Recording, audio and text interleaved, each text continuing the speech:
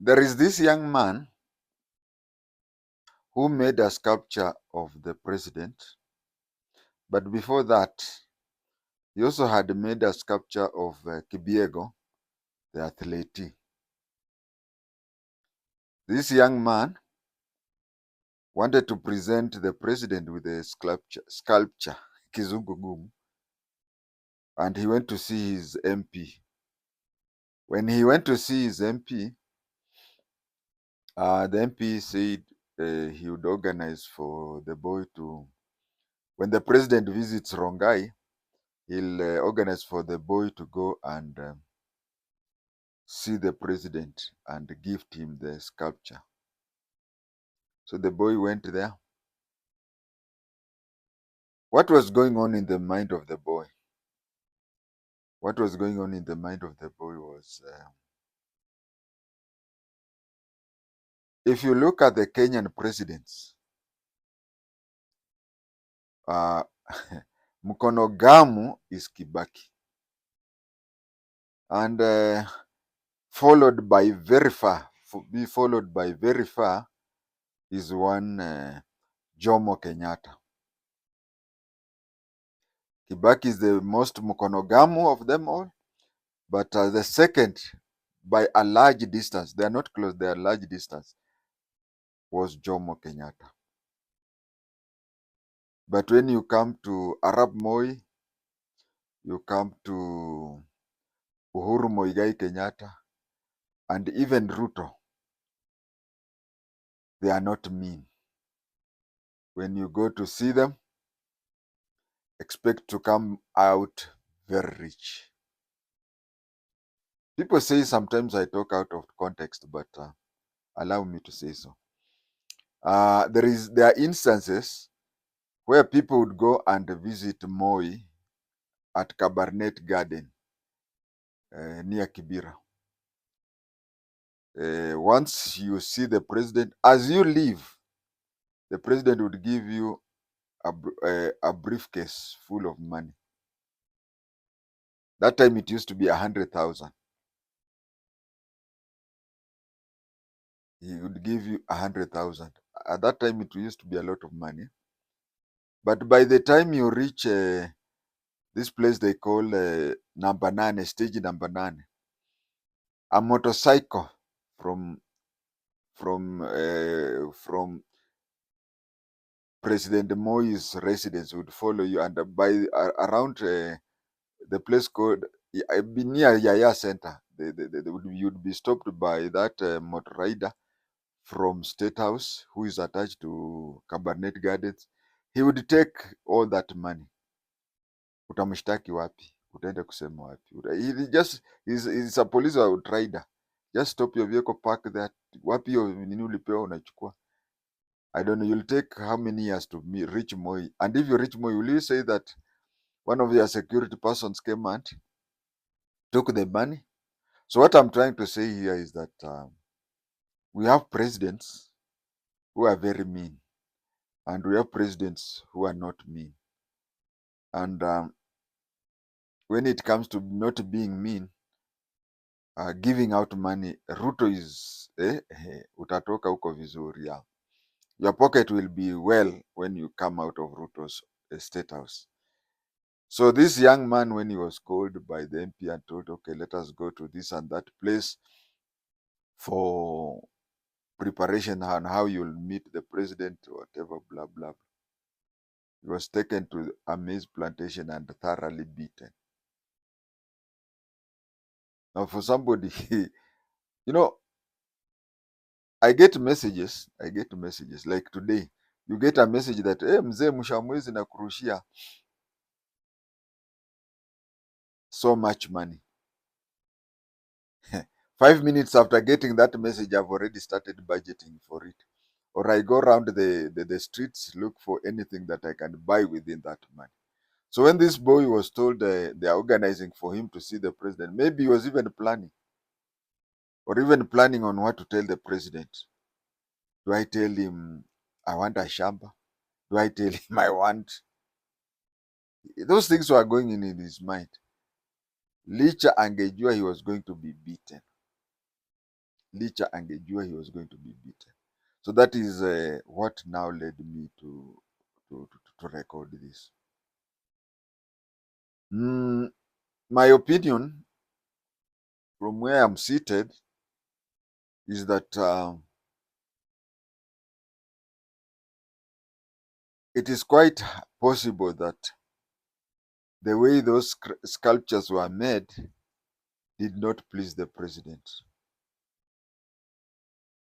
And stroke or the way the scriptures were made, sculptures or something, please forgive me, were made did not please people surrounding the president.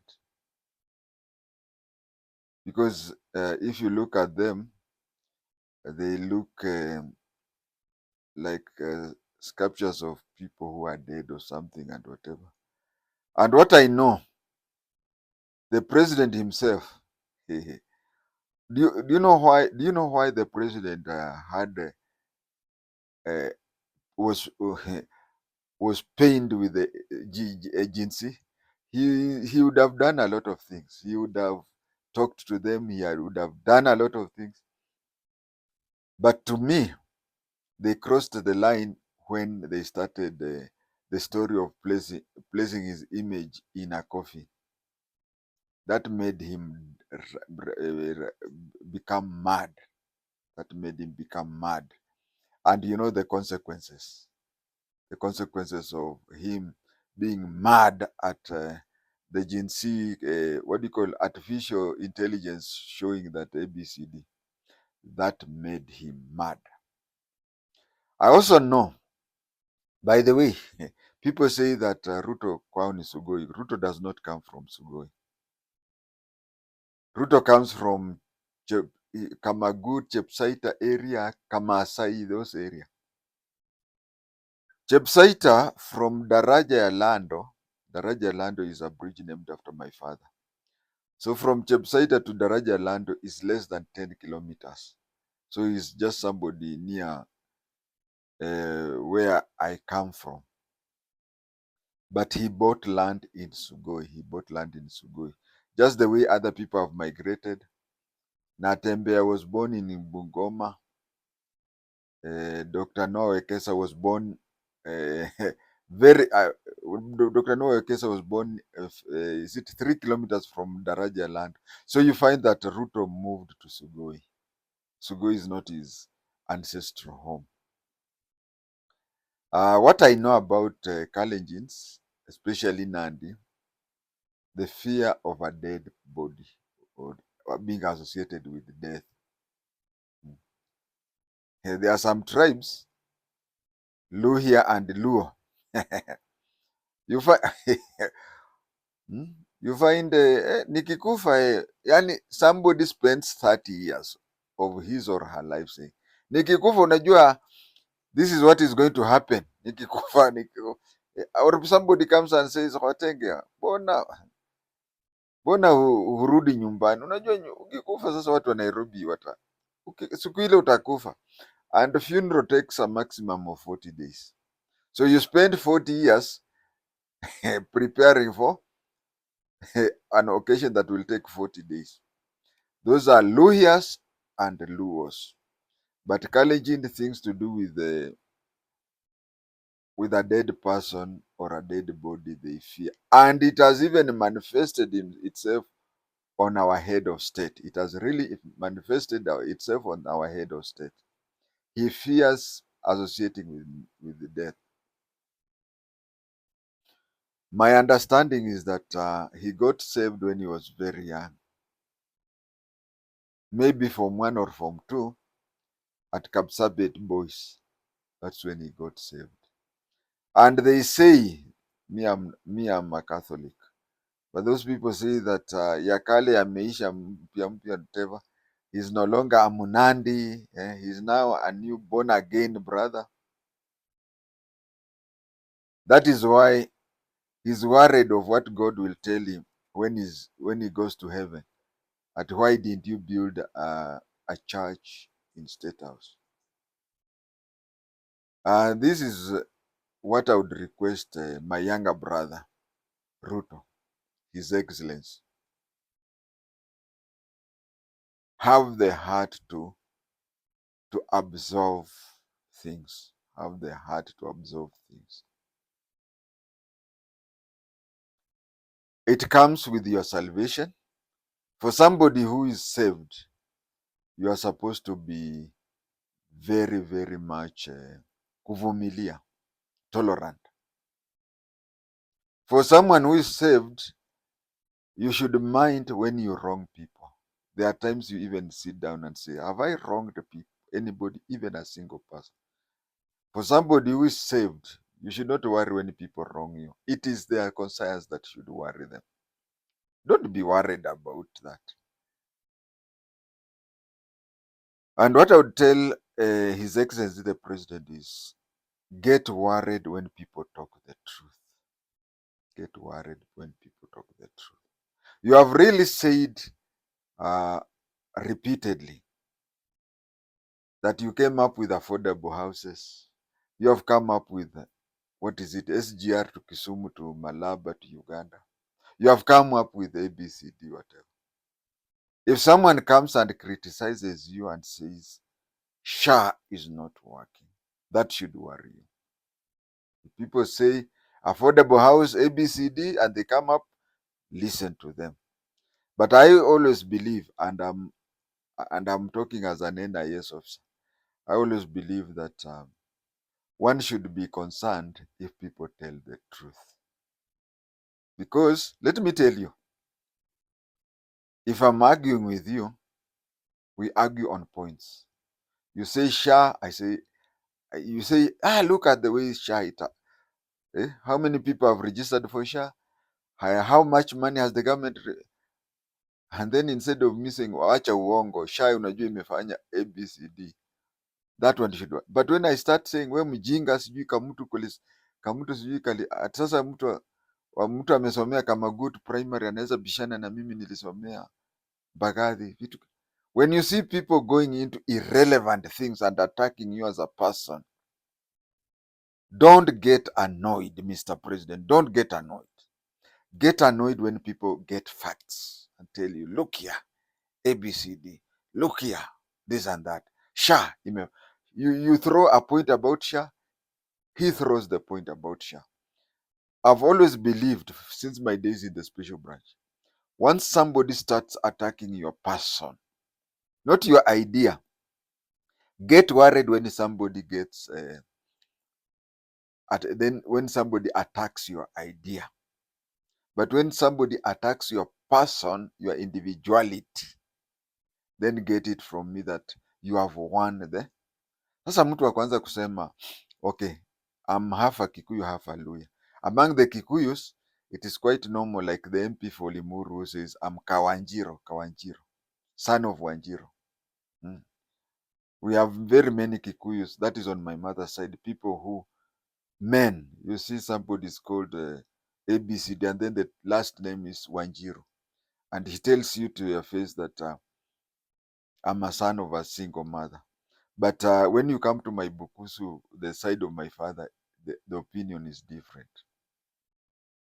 So what I'm trying to say is that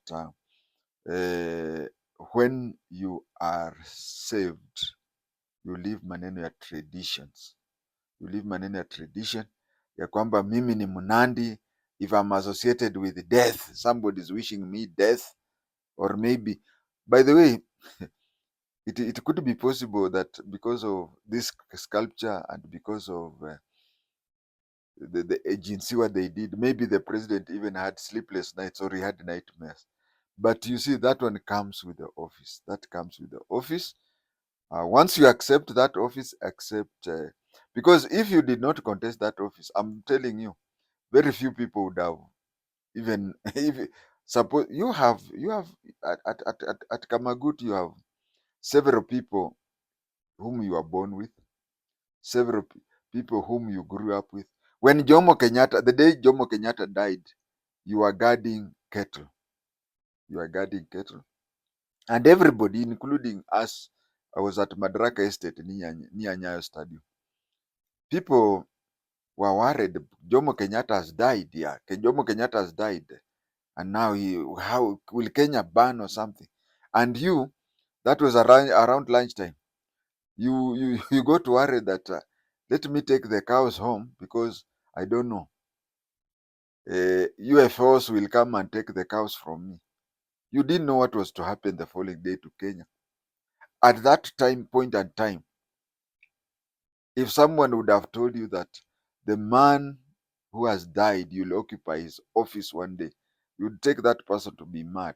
So any position, Mr. President, you take, kindly have it in your heart in both ways. And I'm asking you, as your elder brother, I'm asking you that everything comes with a price. Your office, have a heart of not only you, the people surrounding you, have kuwa na roho ya your office. If from the day when the Jomo Kenyatta died, ungeendelea tu hivyo hivyo na uendelee na hiyo masomo PhD uko nayo ya Saika Swamp, vitu kama hizo, sasa ungekuwa ni mtu a very senior person in KWS, nobody would have. In fact, hata by the way, nikipita hapo Kamaguta, I usually tell people, you know this the president alikuwa anasomea hapa on the main road between Webuye and Eldoret. I would tell people, those who don't know, president alikuwa anasoma hapa primary school.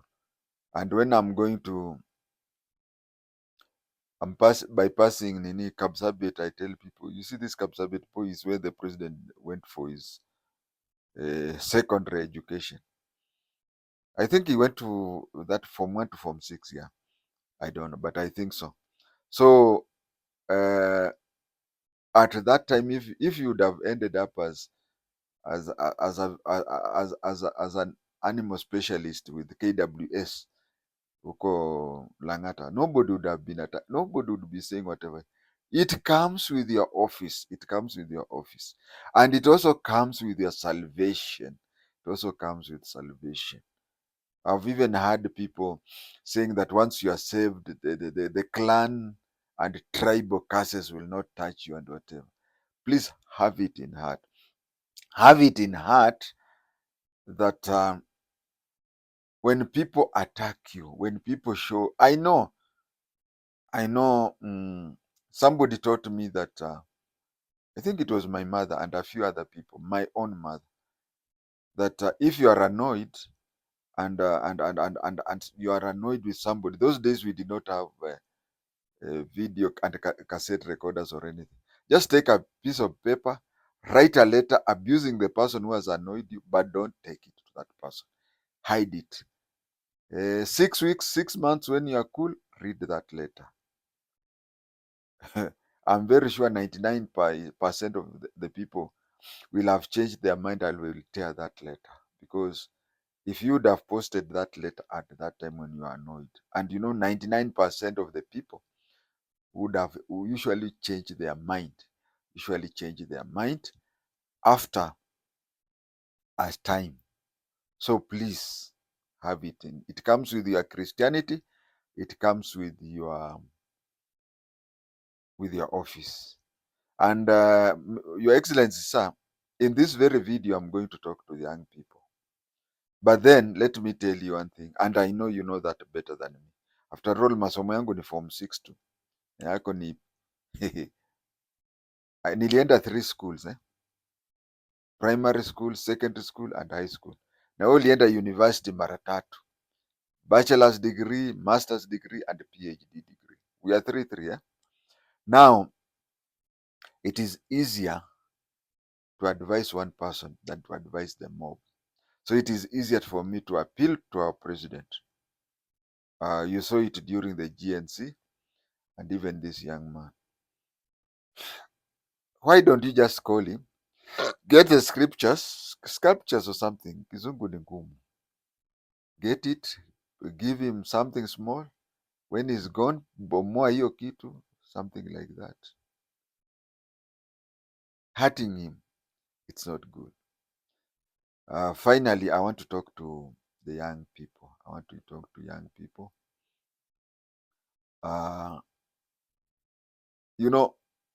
I did commerce in Form 4.